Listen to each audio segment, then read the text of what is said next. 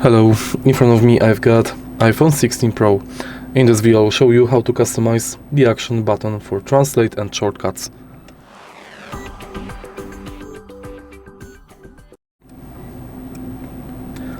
In the beginning, let's go to settings and find action button.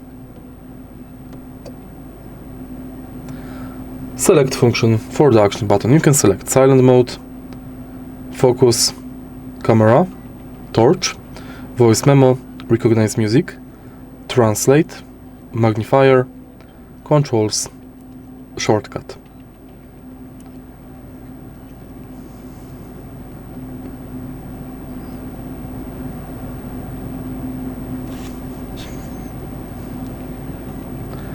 If you find this video helpful, please leave like, comment and subscribe.